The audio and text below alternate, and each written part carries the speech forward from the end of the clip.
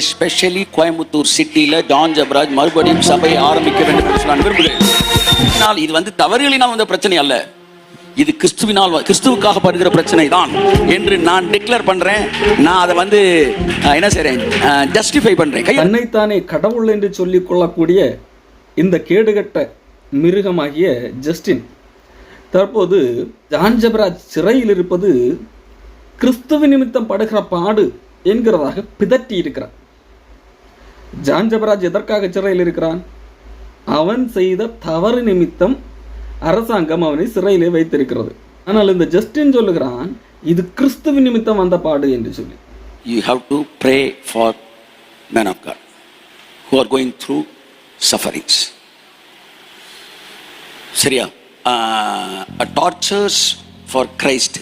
தன்னுடைய மனைவியை வேண்டாம் என்று தள்ளிவிட்டு தன்னுடைய மனைவி உயிரோடு இருக்கும்போது இன்னொரு பெண் பின்னாக போய் அவளோடு கூட விபச்சாரத்தில் ஈடுபட்ட ஜான் ஜெபராஜ் 2 சிறு பிள்ளைகளுடைய வாழ்க்கையில் விளையாடியதன் காரணமாக போக்சோ வழக்கிலே கைது செய்யப்பட்டு சிறையில் இருக்கிறார். இப்போ ஜான் ஜெபராஜ் சிறையில் இருக்கிறதுக்கு காரணம் என்ன? ஜான் ஜெபராஜ் செய்த தவறு. இந்த ஜான் ஜெபராஜுடைய ரசிக குஞ்சுகளும் இந்த கேடுகட்ட ஜஸ்டினும் என்ன சொல்லுகிறார்கள்? இது கிறிஸ்துவ நிமித்தம் வந்த பாடு என்று சொல்லி. கிறிஸ்துவ நிமித்தம் வந்த பாடு என்று சொன்னால் என்னவென்று தெரியுமா?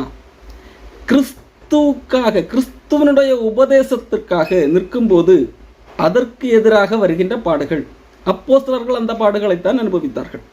கிறிஸ்துவின் உபதேசத்தின்படி வாழும்போது, நீதியின்படி வாழும்போது அநீதிக்காரர்களால் ஏற்படக்கூடிய ஒரு பாடு, இதுதான் நீதி நிமித்தமாக வருகின்ற பாடுகள், அல்லது கிறிஸ்துவ நிமித்தமாக, கிறிஸ்துவை ஏற்றுக்கொண்டது நிமித்தமாக வருகின்ற பாடுகள்.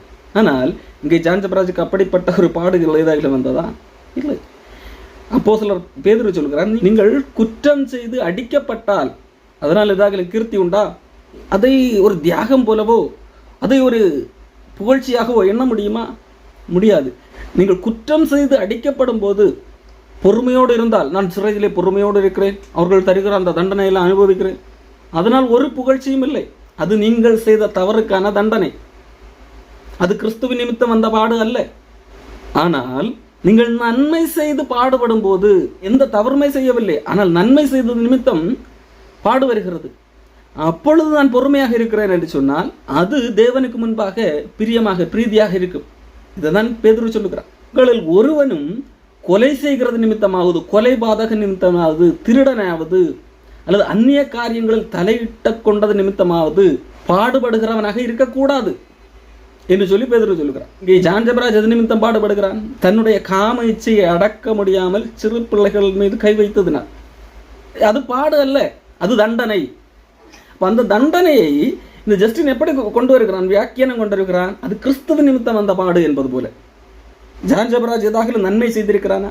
இல்லை, துரோகம் செய்திருக்கிறான். கட்டின மனைவிக்கே துரோகம் செய்தவன், பெற்ற பிள்ளைக்கு துரோகம் செய்தவன், சிறு பிள்ளைகளுடைய வாழ்க்கையில விளையாடுவன், இப்படி ஏராளமான கெடுதல் செய்தவன், தன்னுடைய காம இச்சையை அடக்க முடியாமல் பல குடும்பங்களிலே விளையாடியவன்.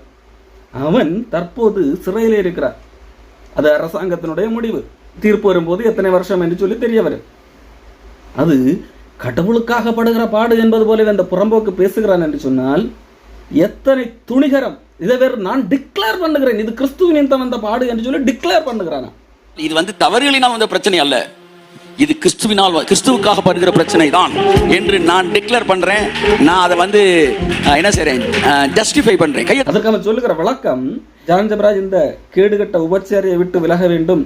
வேறு ஒரு இவனோட பழகின நண்பன் ஒருவன், ஜான் ஜெபராஜோடு கூட தெரிந்த ஒருவன், அவனுடைய மனைவி திருமணமான பெண், அந்த பெண்ணை இவன் அபகரித்து கொண்டதனால் அவன் வேதனை அடைந்து ஜான் ஜெபராஜின் கோயம்புத்தூரில் வரக்கூடாது, நீ ஊழியம் செய்ய தகுதியற்றவன். காரணம் வேதாகமும் அதைத்தான் சொல்லுகிறது, கடவுளுக்கென்று ஊழியம் செய்யக்கூடிய தகுதி என்பது ஒரே மனைவியுடைய புருஷனாக இருக்க வேண்டும் என்று சொல்லி, குடும்பத்தை நன்றாக நடத்துகிறவனாக இருக்க வேண்டும் என்று சொல்லி, அப்படிப்பட்ட தகுதி ஜான் ஜெபராஜுக்கு இல்லை. ஆகவே நீ ஊழியம் செய்கிறேன் என்று சொல்லி வரக்கூடாது என்று சொல்லி சொன்னது நிமித்தம் அவன் தலைமுறையாக ஓடிவிட்டார். இப்போ ஜான் ஜெபராஜ் நினைத்திருந்தால் அப்படியே இருந்திருக்கலாமா? ஆனால் அவன் கடவுளுக்கு ஊழியம் செய்யும்படியாக திரும்பி வந்ததனால்தான் மறுபடியும் அந்த வழக்கு பாய்ந்து சிறையிலே சென்று விட்டானான். ஆகவே அவன் கடவுளுக்கென்று ஊழியம் செய்யும்படியாக வந்ததினால் இப்பொழுது இந்த பாடுபடுகிறான். ஆகவே இது கடவுளுக்காக படுகிற பாடு என்கிறதாக இந்த ஜஸ்டின் சொல்லுகிறார்.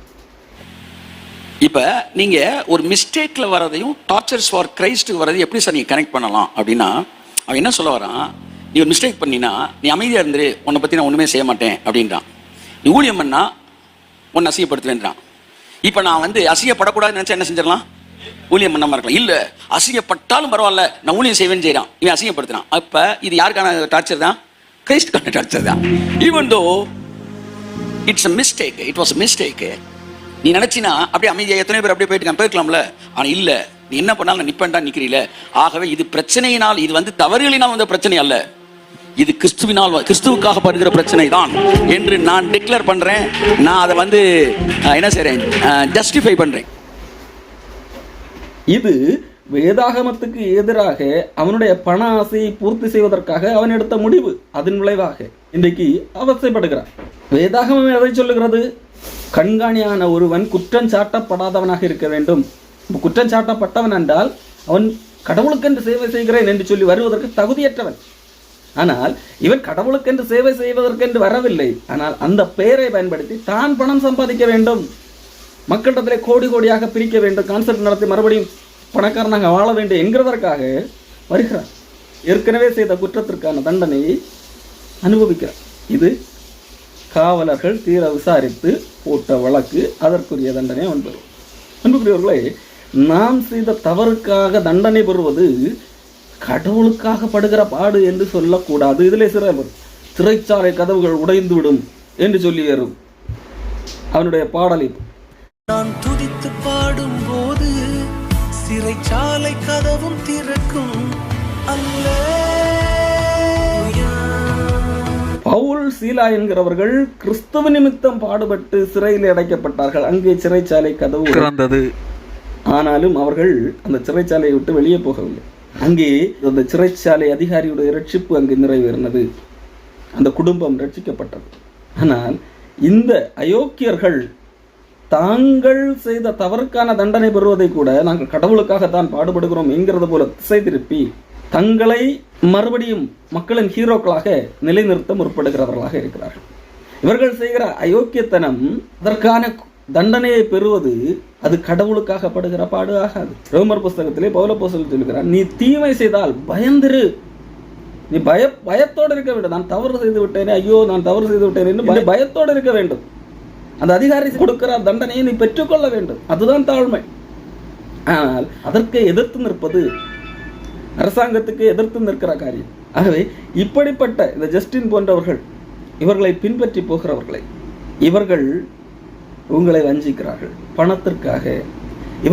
இவர்களுடைய சட்டத்திட்டம் என்ன, நாங்கள் கடவுளுடைய ஊழியக்காரர்கள், ஆகவே நாங்கள் எப்படி வேண்டுமானாலும் வாழ்வோம், அதற்கான தண்டனை கிடைத்தால் கூட அது கடவுளுக்காக படுகிற தண்டனை என்று சொல்லிக்கொள்வோம், எங்களை யாரும் கேள்வி கேட்கக்கூடாது, ஆனால் எங்களுக்கு நீங்கள் பணம் மட்டும் தர வேண்டும், எங்களுக்கு பணம் கொடுத்தால்தான் உங்களுக்கு ஆசீர்வாதம் கிடைக்கும் என்கின்ற ஒரு மயக்க நிலைக்கு உங்களை தள்ளுகிறவர்களாக இருக்கிறார்கள். அதனுடைய அந்த இடத்திற்கு கூடுகைக்கு போகிறவர்கள் அத்தனை பேரும் கிறுக்கர்கள், முட்டாள்கள், புத்தியற்றவர்கள், புத்தியற்ற மிருகங்கள். அவர்கள் மனம் திரும்பினால் நலமாக இருக்கும்.